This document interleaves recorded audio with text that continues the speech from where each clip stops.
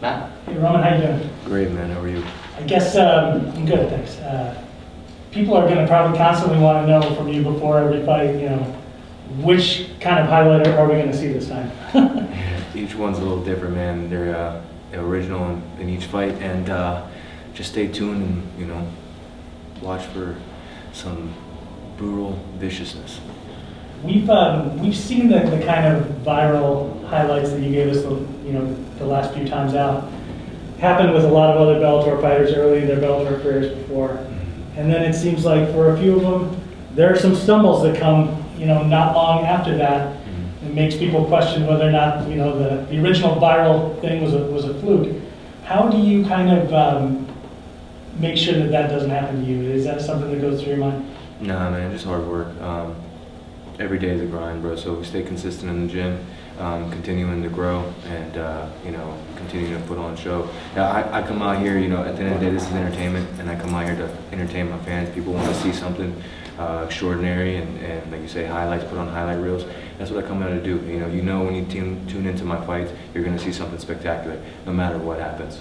So because you know that, I guess, is there pressure that you put on yourself to deliver a kind of highlight like that? I mean, I know you can't necessarily plan in advance, like, I know I'm going to point at this guy and then throw that jumping knee. I don't know.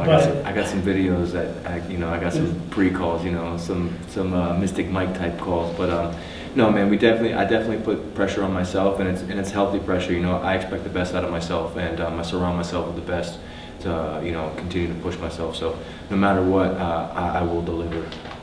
Talk to me a little bit about your opponent and what you've seen out of him and what you do to kind of prepare for somebody like him. I mean, he's a little bit taller, I guess, than your last opponent. Does that throw any wrenches into the flying you planned? From the looks of it, what we studied, he's an athletic guy. He is a little bigger than me, a little rangier, but being a part of ATT, we have a lot of guys that I work with that can fill the mold.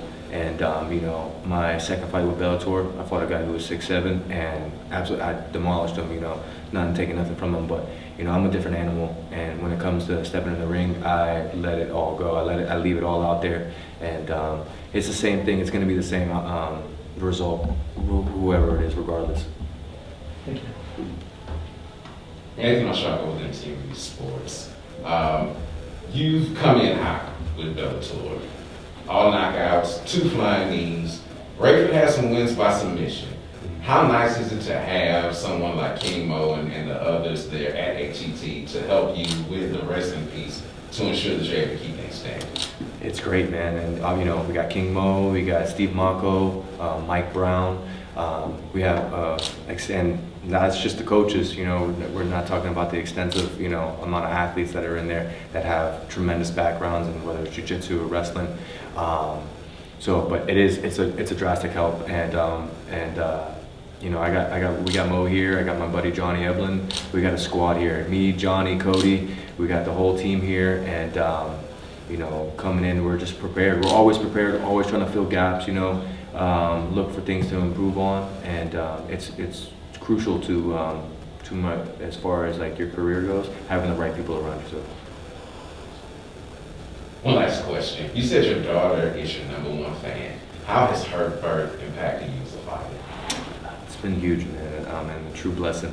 From day one, she's been fighting, and it makes what I do seem very, very small and insignificant. And she pushes me every day when I, go into training, waking up. She's a giant motivator.